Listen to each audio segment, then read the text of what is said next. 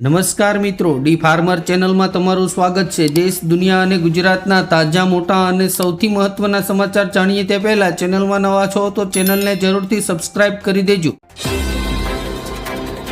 પાટીદાર સમાજને શિક્ષણનો લાભ ન મળતો હોવાનો અગ્રણીઓએ કર્યો આક્ષેપ, સરકારી હસ્તાક્ષેપની કરી માંગ।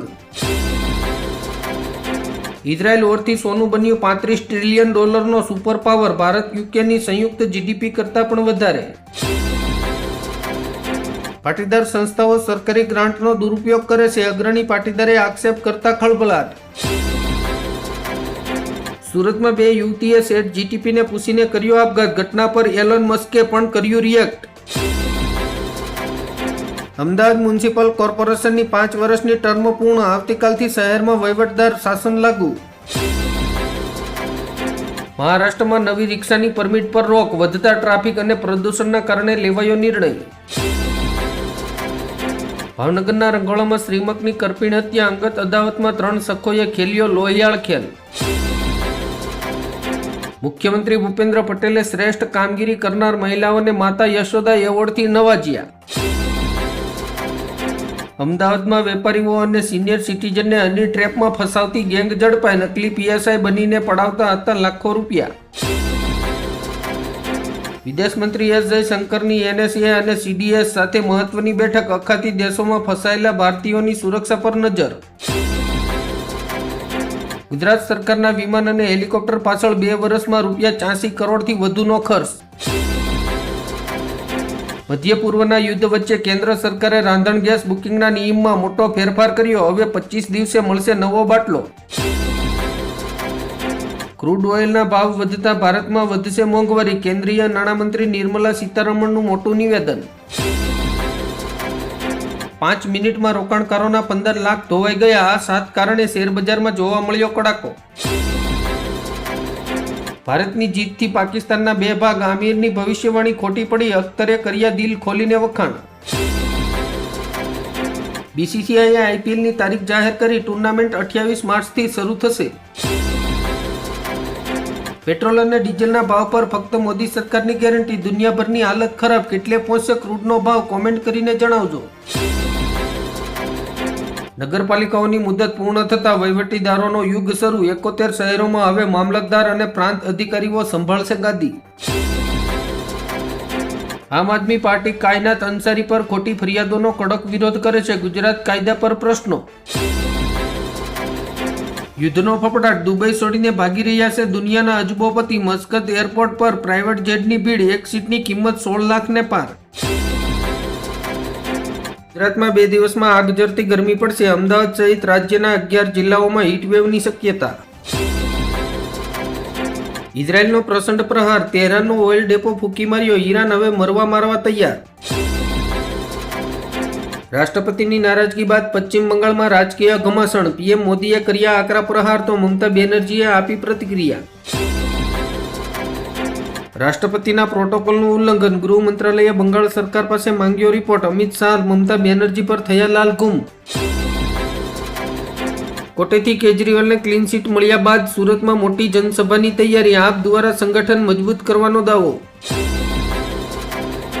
પૂર્વ નાયબ મુખ્યમંત્રી નીતિન પટેલે કહ્યું, સમાજનું સંગઠન એવું મજબૂત બનાવો કે લોકો 2 મિનિટ વિચાર કરે। પીએમ મોદી અને શી જિનપિંગની મીટિંગ, ચીને ભારત સાથે મિત્રતાનો હાથ લંબાવ્યો, ટ્રમ્પને મેસેજ, એશિયાની 2 સુપર પાવર સાથે ઊભી છે। શંકરાચાર્ય વિરુદ્ધ કેસ કરાવનાર આશુતોષ બ્રહ્મચારી પર ટ્રેનમાં જીવલેણ હુમલો, ટોયલેટમાં છુપાઈને બચાવ્યો જીવ। યુદ્ધના અવાજ વચ્ચે ભારતનું તેલ કવચ, 25 કરોડ બેરલોનો સુરક્ષિત ભંડાર અને નવા સપ્લાયર્સ। વડાપ્રધાન નરેન્દ્ર મોદીએ રાજધાની દિલ્હીમાં લોન્ચ કરી દેશની પ્રથમ રિંગ મેટ્રો। ભાજપના પ્રદેશ પ્રમુખ જગદીશ વિશ્વકર્માએ કહ્યું, મમતા બેનર્જીએ મહિલાઓનું અપમાન કર્યું, પશ્ચિમ બંગાળની જનતા જવાબ આપશે। સાબરકાંઠા જિલ્લાના સાંસદ શોભાબેન બારિયાની ઉપસ્થિતિમાં મુખ્યમંત્રી મહિલા પાણી સમિતિ મહોત્સવ યોજના હેઠળ ચેક વિતરણ કરાયા। ગાંધીનગરમાં મહેસૂલ વિભાગના અધિકારીઓ માટે પોટલક ગેધરિંગ, એક્સ જયંતિ રવિની પહેલથી ટીમ બિલ્ડિંગ અને સર્જનાત્મક પ્રવૃત્તિઓ। ગ્રીપ અને ચોકહોલ્ટ ભાજપની સામે રાજકીય લડતમાં રાહુલ ગાંધીનો માર્શલ આર્ટ અને જીવું જીતશું દ્વારા કોંગ્રેસને પ્રેરિત કરવાનો પ્રયાસ. 108 એર એમ્બ્યુલન્સ દ્વારા વડોદરાથી મુંબઈ દર્દીની તાત્કાલિક એરલિફ્ટ કરાઈ. આ રાષ્ટ્રપતિ નહીં, સંવિધાનનું અપમાન છે. પ્રોટોકોલના ઉલ્લંઘન પર પીએમ મોદીએ મમતા સરકારને ઘેરી.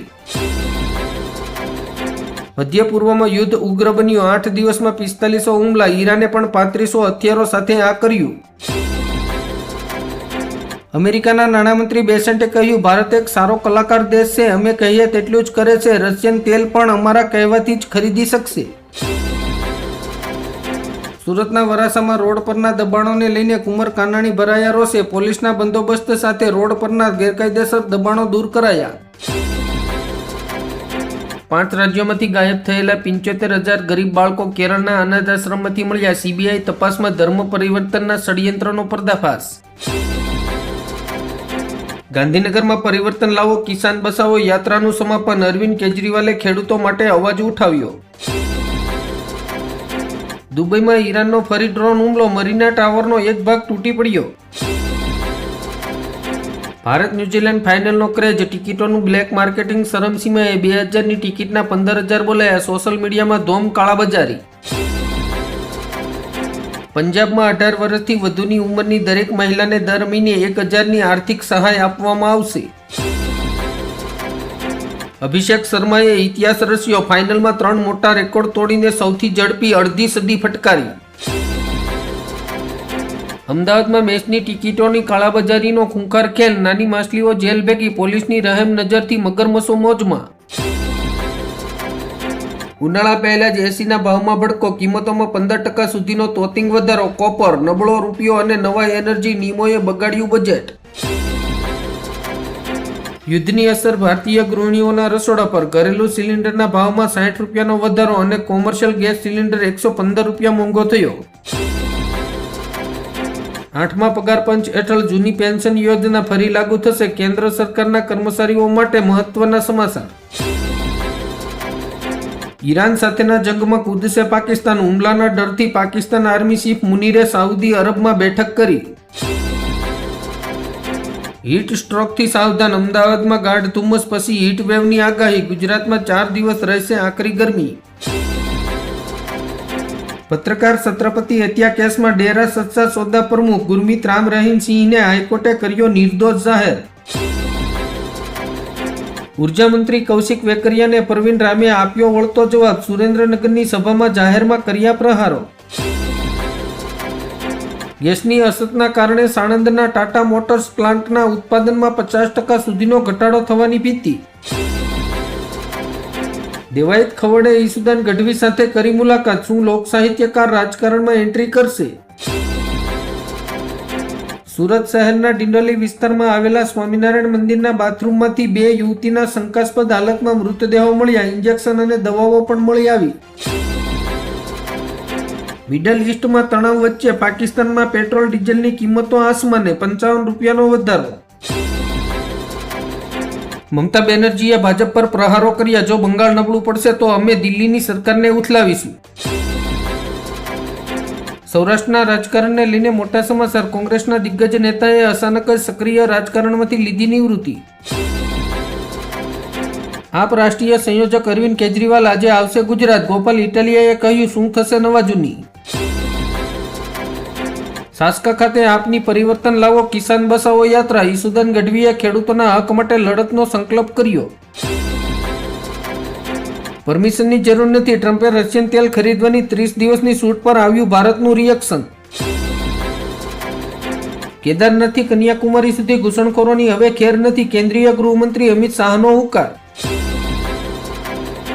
ભારત ન્યુઝીલેન્ડ ફાઇનલ મુકાબલા પહેલા મોઢેરા સ્ટેડિયમ બન્યું અભેદ કિલ્લો. 256 સીસીટીવી કેમેરાથી રખાશે નજર. ટ્રાફિક માટે ખાસ એક્શન પ્લાન. સીએમ ભૂપેન્દ્ર પટેલની મોટી જાહેરાત. દક્ષિણ ગુજરાતના ઉસાણવાળા વિસ્તારોમાં પહોંચશે પાણી. 73 ગામોને મળશે સીધો લાભ. ઈરાન પર ઇઝરાયેલનો પ્રચંડ પ્રહાર. 80 ફ્લાઇટ જેટથી તહેરાનમાં તબાહી. ઈરાની રાષ્ટ્રપતિની ગરજના. અમેરિકાનું સપનું કબરમાં જશે. હિન્દ મહાસાગરથી લાલ સમુદ્ર સુધી એસ જયશંકરે દરિયાઈ સુરક્ષામાં ભારતની ભૂમિકા સમજાવી. ગાંધીનગર ખાતે પીએમ રાહત યોજનાના અસરકારક અમલીકરણ માટે ગુજરાત રોડ સેફટી ઓથોરિટી દ્વારા વર્કશોપ યોજાયો.